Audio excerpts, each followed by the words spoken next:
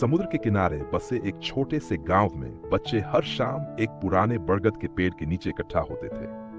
वहां गांव के दादाजी उन्हें वीरों की कहानियां सुनाया करते थे। एक दिन बच्चों ने कहा, दादाजी हमें सबसे शक्तिशाली और बुद्धिमान वीर की कहानी सुनाए। दादाजी मुस्कुराए और बोले, आज मैं तुम्हें हनुमान जी की कहानी सुनाता हूं। हनुमान जी बचपन से ही बहुत चंचल और नटखट थे। एक सुबह उन्होंने आसमान में चमकता लाल सूरज देखा। उन्हें लगा जैसे कोई बड़ा सा लाल फल आकाश में टंगा हो। वे हंसते हुए बोले, वाह कितना स्वादिष्ट फल है, और एक ही छलांग में आकाश की ओर उड़ चले। देवता उनकी इस लीला को देखकर चकित रह गए। इंद्रदेव ने वज्र फेंका, जिससे हनुमान जी नीचे गिर पड़े। ये देखकर वायुदेव क्रोधित हो गए और पूरे संसार की हवा रोक ली।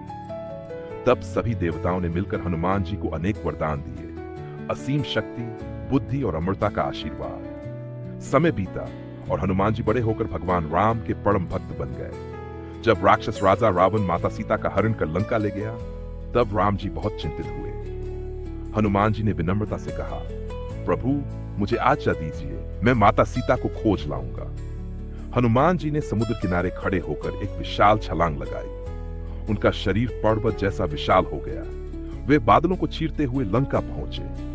वहां उन्होंने छोटे वानर का रूप धारण किया और पूरे नगर में माता सीता को खोजने लगे।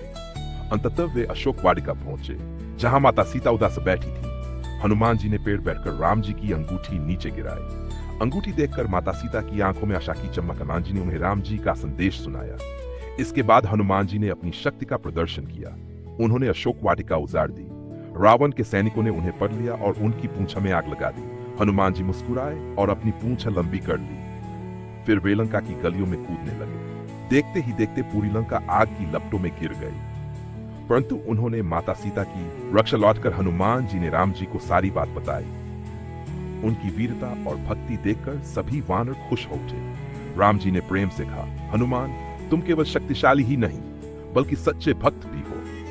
हनुमान जी ने विनम्रता से उत्तर दिया, प्रभु आपकी सेवा ही मेरा सबसे बड़ा सौभाग्य है। दादाजी ने कहानी समाप्त करते हुए बच्चों से कहा, हनुमान जी हमें सिखाते हैं कि शक्ति के साथ विनम्रता और भक्ति भी जरूरी है। बच्चे खुशी से ताली बजाने लगे। उस दिन से वे हर कठिन काम से पहले हनुमान जी को याद करने लगे।